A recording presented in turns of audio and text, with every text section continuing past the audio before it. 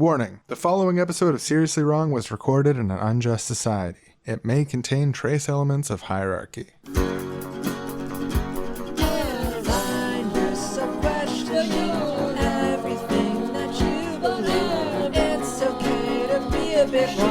Just come round to Aaron Sean. Everyone's so seriously wrong.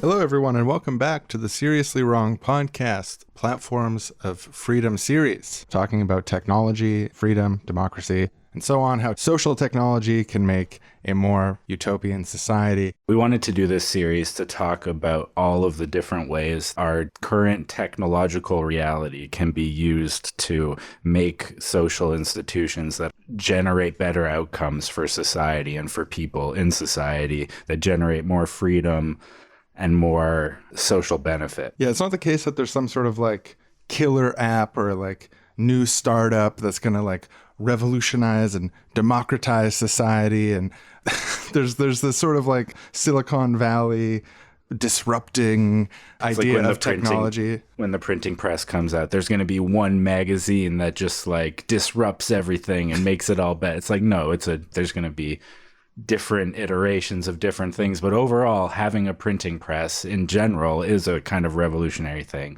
Same thing for like internet, like all this kind of computer technology, information technologies, etc. But yeah, it's not going to be like one app invented by a genius social with an initial public offering. Yeah. But we have all these sort of like printing presses that are being made all the time, all these sort of like innovations within both hardware and software technology that have created these really powerful personal computers that are like, in some cases, wearable or phones. And we have software catalogs within app stores that allow customizability of these things. There is potential within all of this, within all these technologies, to sort of patch together new social technologies that are liberatory and beneficial. And we wanted to talk today about two of the key apps of the phones of the future, the smartphones of the future. There might not actually be smartphones the way we know them now. Like maybe this is actually a dysfunctional way of using technology. Time will tell. But I think there'll probably be sort of like app type things. There'll be general purpose computing. And the things that we're going to talk about today, I think, are part of a future utopian technologically enabled society. Yeah. Just quickly before we get to that, I wanted to like thank everybody who listened to the first episode and sent us feedback and ideas and especially examples of like already existing cool projects that are out there in this realm, because there's so many things out there, and we're going to try and cover a lot of that stuff in a future installment. Just putting that out there. We're collecting it all, and it's interesting, and keep sending it, and we're going to get to it. But yeah, for this episode, we're going to start with a thing we've brought up before on the show in various ways, but that I think it's like one of the key already existing potentials with this technology that is just being held back. Not even because we need to design the app for it necessarily, but just because it's like illegal. It's illegal to do this thing currently. Mm-hmm. Yeah, this is a foundational idea within the sort of library socialist canon. What we're talking about here is the universal library. We have the technological potential right now to have on your phone, on your computer, access to all of the writings, all of the books, and all languages produced by humankind, to have access to unlimited textbooks, unlimited documentaries or movies, access to music, access to human culture. All of this could just be a search away. It could be an app on our phone that's like the library. And we have a really interesting situation right now with the advent of this digital technology in our existing legacy libraries, is there's this intellectual property regime that charges libraries, even though ebooks cost almost no money to reproduce electronically, they charge libraries more for them, and they only let them lend out 5 at a time. But anyone who's familiar with like the Control-C and Control-V options on your computer knows that it actually, having only 5 copies of a digital book artificially is sort of a bizarre, unusual thing in computers. And it actually takes a lot of technological development and innovation and money being spent by these companies to find ways to keep these files from being copied, to create the DRM. And what we propose is that there should be sort of a library socialist portal on the internet or on apps or elsewhere where these restrictions are completely lifted for the purposes of human thriving and flourishing.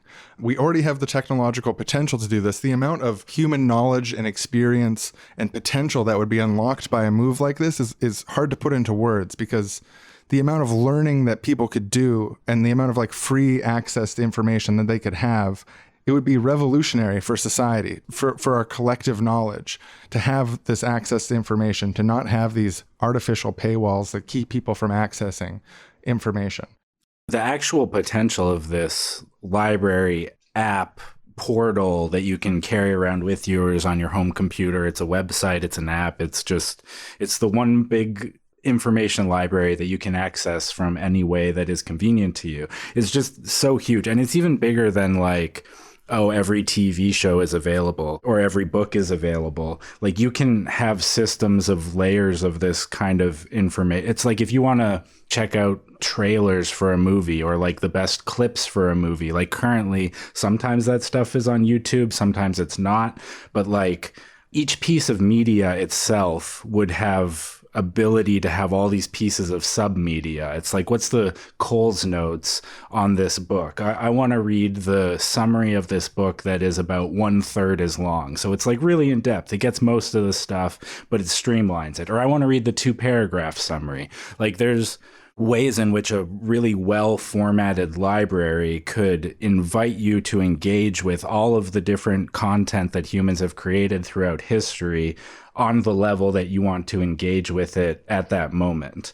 Like, if you want to have a quick skim through a certain topic, there's like easy ways to do that. And there's ways to see things that are linked, like everything that you can look at Das Kapital and find every book or essay or summary that's been written of Das Kapital and find the different perspectives on it, find the different ways in which people have interpreted and summarized it. That can all be just as easily accessible as the core text itself. And it can all be linked together and presented in a way so that it's easy to engage with these things at the level that you want to engage with them. And it invites going deeper if that's what you want to do, or it invites just skimming across the top of a whole bunch of different things. All of that potential is available and can be folded into this one universal library, because library is not just about having every book or having everything. It's about making it accessible to people and making what's inside of it accessible to people in a way that's relevant to them. When you think about the benefits of curation done by like librarians or library assistants helping people to get the book that they want or the type of book that they're looking for, those types of dynamics. And I think in an ideal utopian system, you'd want to be able to sort of like get the aid and help of an individual, like one-on-one attention around what you're looking for, ideally. But you could also set up systems that, you know, the same way that Wikipedia pages are structured or other things, like where you have these collaborative environments. Like, you could have collaborative environments for librarian-style curation that are able to be developed over time. And basically, like, the curation work of librarians can be something that is given institutional form, that you can access the help of librarians without those librarians being present, or maybe even after those librarians are long dead and gone. That seems to me like a really utopian potential of when we open up the copyright sphere to the free development of digital libraries. The potential seems really, really staggering to me in terms of the ways that information can be structured to be accessible to more people and to make sure that people have access to the information that they want or need when they need it. And I mean, we're proposing this as artists, you know, and artists, we need to get paid under this system, but we also need access to art, and the access to art and the access to culture, that access to thriving, you know, like, we might get a situation where there's not as many Metallicas who become like mega millionaires over their rock and roll music anymore. But you might also get more bands that are created from all the inspiration, from all the access to information and access to culture might spark that joy within more people and then produce more good music as a result of it. So even as a fan of Metallica, you can appreciate how access to Metallica might create more music like Metallica in the future. And it really does. And I think this is an important part to underline. This proposal doesn't just make everyone in the world richer. It makes us all richer than rich. It makes us all richer than the richest people on the planet right now. Let me explain. The richest people on the planet right now don't have access to everything, and they never will. There's books that have never been digitized. There's books that are not accessible. There's books that cost a lot of money even to look at right now. There's material right now that even if you're rich, you can't really access. But if you created a process of amalgamating and bringing together all the information and having everyone participate in it and putting the stuff all in the pot in one place and having it be that if you have access to something, you have the right to distribute it this way digitally to the cultural fountain, it will make everyone in the world richer than rich. You'd have access to materials that you just never would, even if you're the one billionaire on a planet full of poor people. You would still not have access to some of the materials that this library would have. So this is a proposal to make everyone on the planet Earth incomparably and indescribably richer. That's what the Universal Library is. Yeah, because it's not even just about the one thing. It's about all of it together. Like, even if you were so rich and you made it your mission to get these rarest texts or whatever that you love, it's still not the same thing of having it all together, accessible in one place, where you don't have to spend $100 million to... Or 10 years searching. Yeah, or whatever. You can just breeze by, Control F something, and then just breeze out, you know? Yeah, exactly. It's all there. That's the rarest text on Earth. That would, under the capitalist system, that would have cost you $10 million to Control F. Today's episode of the Seriously Wrong podcast is brought to you by the abolition of the dumpster. Oh, I still remember that day so clearly. I was walking down the street and they're loading up all the big, dirty, stinky dumpsters onto a truck to take them away. And I was just a kid and I asked, hey, what are you guys doing with these dumpsters? What are we going to do with our trash now? And they're, oh, you got to sort it. You can't just dump anymore. It's a political change. These receptacles are being brought to the receptacle library to be cleaned, washed out, and lent out to people in need for non-dumpstering purposes. Made a lot of sense to me. For me, growing up, really just a few years younger than you, I didn't remember dumpsters at all. It never made sense to me that there was just one place where you would just put things that you didn't want anymore that meant that they were going to a dump. But growing up, I did have family members who would think back fondly on how they used to love throwing away paper cups and how they wished that they could remove the plastic packaging from their items and put it in a plastic bag and then walk out of the building that they were in and throw that plastic bag into a dumpster. It was a weird ritual I guess people had fond memories of. You just throw it into the dumpster and it was like, oh, oof, it's gone now and I don't have it anymore.